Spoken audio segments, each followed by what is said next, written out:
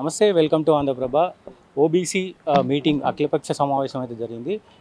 Congress party senior నాయకులు MLC Addanki Dayakar గారు ఉన్నారు. మాట్లాడదాం అన్న. అసలు ఈ ప్రధాన ఉద్దేశం ఏంది? బీసీలకు ఎందుకు సపోర్ట్ చేయాలని చాలామంది అంటున్నారు. సో బీసీల వైపు ఒక ఆయన పెద్ద ఎత్తున చర్చిస్తున్నారు.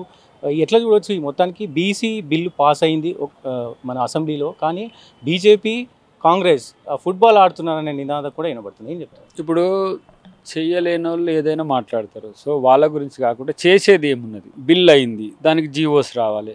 అవి స్టిపులేటెడ్ టైంలో ఇనిషియేట్ అవుతాయి, తొందరగానే ఆ జీవోస్ కూడా వస్తాయి. బీసీల పట్ల మా కమిట్మెంట్ను మేము చెప్పే ప్రయత్నం చేసినాం. అది రేపు కేంద్రంలో కూడా షెడ్యూల్ 9లో పెట్టాల్సిన సందర్భం వచ్చినప్పుడు రాహుల్ గాంధీ గారు, మా ప్రతిపక్ష నాయకుడు, ఇటు మా ముఖ్యమంత్రి గారితో పాటు అఖిలపక్షాన్ని కూడా ఢిల్లీకి తీసుకుపోయే ప్రయత్నం చేస్తాం. వాళ్ళు మొండిగా ఉంటే రాష్ట్రంలో అమలయ్యే బీసీలకు సంబంధించిన పథకాలు కానీ, లేకపోతే రిజర్వేషన్స్ కానీ, మేము విద్యా ఉద్యోగ ఉపాధి అవకాశాలే కాదు, స్థానిక సంస్థల ఎన్నికల్లో కూడా కాంగ్రెస్ పార్టీ వాళ్ళకి ఆ మేలు చేస్తుంది. కాంగ్రెస్ పార్టీ పెద్ద ఎత్తున బీజేపీ కోర్టులో ఉంది ప్రజెంట్, మేము ఏం చేయలేమని అంటారు. సో వాళ్ళేమో అసలు రాష్ట్రంలో 2 జీవోలు ఇస్తే సరిపోతుందని వాళ్ళు అంటారు. రాష్ట్రంలో ఇచ్చే అంశంలో రాష్ట్రం చేస్తుంది. ఎట్ ద సేమ్ టైం మనం రిజర్వేషన్లు పెంచుకోవడానికి కేంద్రం అనుమతి కూడా అవసరం. పొలిటికల్ కన్జెషన్ కాదు, ఇది కాన్స్టిట్యూషనల్ అథారిటీ కావాల్సిన సందర్భం. అలాంటప్పుడు చట్టం అయితే చట్టబద్ధంగా తమిళనాడు మాదిరిగానే చేసుకోవచ్చు. తమిళనాడుకి ఇచ్చిన వెసులుబాటే మాకు ఇవ్వమంటున్నాం. సో నిజంగా తెలంగాణలో ఎన్నో రోజుల నుంచి ఒక అగ్రవర్ణాలు అయితే పాలిస్తూ ఉన్నారు. ఈ ఓబీసీలు నిజంగా పాలించే రోజులు రావచ్చు అంటారు. అది భవిష్యత్తులో కావచ్చు, కానీ ఇప్పుడు ఒక అగ్రవర్ణం నాయకుడే పాలిస్తూ ఓబీసీలకు ఇంత పెద్ద మేలు చేసిండు కదా.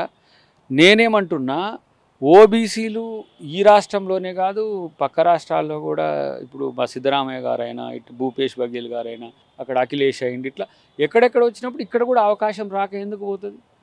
ఇప్పుడున్న పరిస్థితుల్లో మేము మాత్రం, ఇప్పుడు మా ముఖ్యమంత్రి గారు రెడ్డి అయినా కూడా ఓబీసీల పక్షాన ఒక సామాజిక న్యాయ సాధకుడిగా ఉండడం అనేది అందరూ హర్షిస్తున్నారు. సో పెద్ద ఎత్తున 16 నెలలు అవుతుంది కాంగ్రెస్ వచ్చి.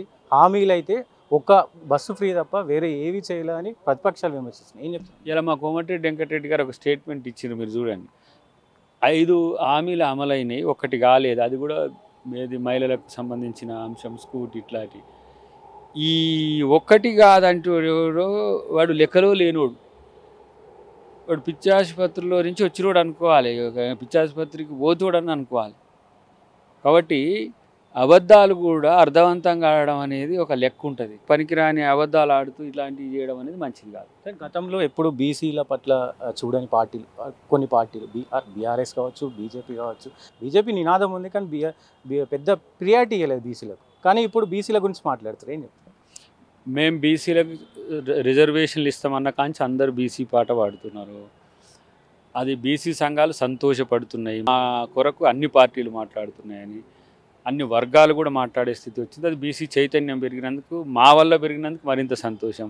ప్రతి వాళ్ళు ఇప్పుడు బీసీ మూమెంట్ మేమే చేసినాం, మేమే చేస్తాం, మా వల్లనే వచ్చిన క్రెడిబిలిటీ కొరకు కొట్లాడుతున్నారు. కానీ అది ముఖ్యమంత్రి గారి యొక్క పాజిటివ్నెస్, మా రాహుల్ గాంధీ గారి యొక్క ఆలోచన, దానికి రూపం ఇచ్చేందుకు అందరం కూడా, ఖర్గే గారి నుంచి మొదలు పెడితే కింది స్థాయి కార్యకర్త వరకు కూడా దీని విషయంలో మా పార్టీ గర్వపడే విధంగా చేసిందనే సంతోషంతో ఉన్నాం. బీసీలు కూడా డెఫినెట్గా ఆ కృతజ్ఞతతోనే కాదు, ఆ బాధ్యతతో కూడా ఉంటారనే నమ్మకం మాకుంది. కానీ అది సొసైటీలో మేము ఓబీసీల కొరకు చేయాల్సిన బాధ్యత ప్రభుత్వం చేసింది.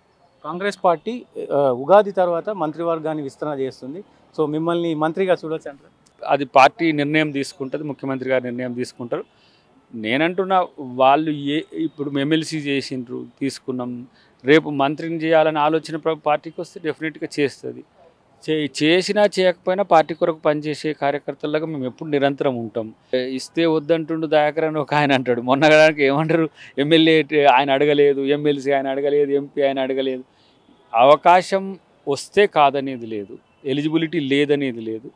ఆడ కంపోజిషన్స్ ఎట్లా ఉన్నాయనే విషయంలో పార్టీ నిర్ణయం తీసుకుంటే, కాంగ్రెస్ పార్టీలో ముఖ్యంగా నల్గొండ డిస్టిక్లో రెడ్డిల ఆధిపత్యం ఎక్కువ ఉంటుంది. సో దాన్ని మంత్రి పదవి ఇవ్వాలంటే చాలా సమీకరణలు ఉంటాయి. వచ్చే అవకాశాలు ఉండొచ్చు, ఒకవేళ చెప్పలేము. అది ఉండొచ్చు, ఉండకపోవచ్చు. బట్ ఒక దశ అయితే చర్చ ఏదో మీరే వేస్తున్నారు, మన టీవీలో వేస్తున్నారు, వస్తున్నాయి.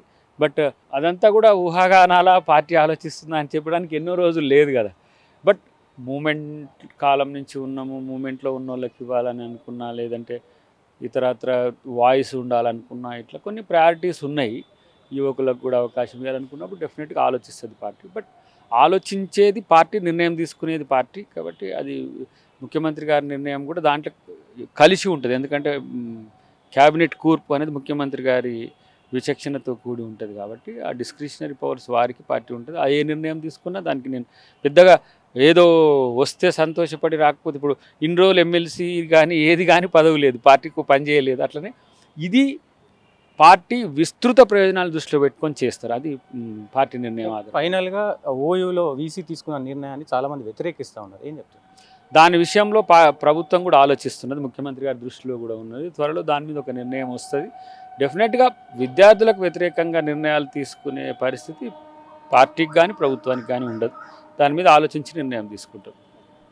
సో ఇది పరిస్థితి. సో కాంగ్రెస్ బీసీలకి న్యాయమే చేసిందని చెప్తా ఉన్నారు అద్దంకి దయాకర్ గారు.